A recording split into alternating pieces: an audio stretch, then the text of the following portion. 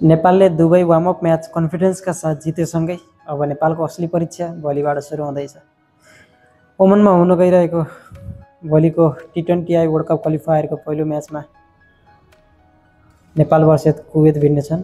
यो match Nepal versus Kuwait मात्र नभएर नेपाली प्लेयरहरूको पर्फर्मेन्स तथा नेपाली क्रिकेट म्याचहरू हेर्नको लागि अहिले ग्लोबली रूपमा सबै एक्साइटेड भएको देखिन्छ। त्यो कारण हामी सबैलाई थाहा छ यो सबै नेपालको पछिल्ला केही महिनाका पर्फर्मेन्सहरूले नै दोहोऱ्याउँछ। चाहे त्यो वेस्ट इन्डिजसँगको म्याच होस्, चाहे पहिला नै भएको स्कटल्यान्डसँगको सिरिज, नेदरल्यान्डसँगको सिरिज, यिनी नै किन नहोस्, नेपालले देखाएको दमदार प्रस्तुतिका कारण अहिले नेपाल सबैको एउटा माइक्रोस्कोपमा परिरहेको छ। नेपालले के गर्ला त भन्ने कुरा छँदैछ। आउनुहोस् यसको बारेमा सम्पूर्ण कुराकानी गर्ने नै छौँ। साथै नेपालका म्याचहरू, नेपालका अपकमिङ च्यालेन्जेस, म्याच र अपर्च्युनिटीहरूको बारेमा पनि कुरा गर्नेछौँ।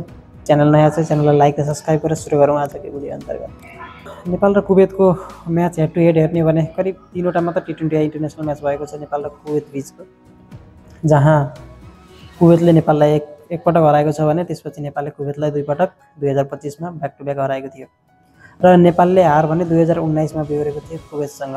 यो हामी सबैलाई थाहा छ नेपाल 2019को नेपाल र 2025को नेपालमा कति फरक छ भनेर। र अहिले नेपाली प्लेयर र कुवेती प्लेयरहरूको हेड टु हेड दाँजो गर्ने हो भने पनि कुवेतका कुनै प्लेयरहरू नेपालका प्लेयरहरूको आसपास छैनन्। पर्फर्मेन्स हेर्ने हो भने नेपाल त्यति माथि पुगिसकेको छ कुवेतभन्दा। सो हामी ढुक्क छौँ नेपालले कुवेतलाई भोलि हराउने छ। त्यसपछि 10 अक्टोबर जापानसँग म्याच हुनेछ र त्यो म्याच पनि नेपालले सजिलै हराउनेछ, जुन कुवेतभन्दा नि सजिलो म्याच हुनेछ जापानसँगको खेल नेपालको लागि।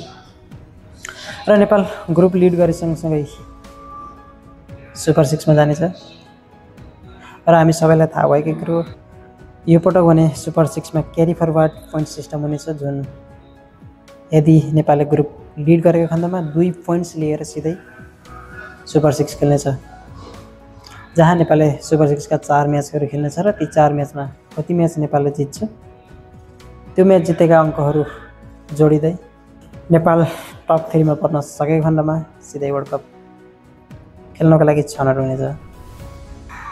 आशा गरौँ नेपालले टप 3 स्थान हासिल गर्ला र क्वालिफाई होला। र भोलिको म्याच हेर्ने हो भने सरासर चाहे ओपनर बोलरहरू लिगौँ, चाहे ओपनर ब्याट्सम्यानहरू लिगौँ, चाहे मिडलर सबै फर्ममा छन्। खास गरी सन्दीप लामिछानेको इन्क्लुजनसँगै, उनको आगमनसँगै एउटा अझै बलियो दावेदार बनेको छ। के लाग्छ तपाईँहरूलाई भोलिको म्याचमा? तपाईँहरू नेपालले ब्याटिङ फर्स्ट गरेको देख्न चाहनुहुन्छ या ब्याटिङ सेकेन्ड? म चाहिँ ब्याटिङ फर्स्ट गरेको हेर्न चाहन्छु। नेपालको ताबडतोड ब्याटिङ हेर्न चाहन्छु।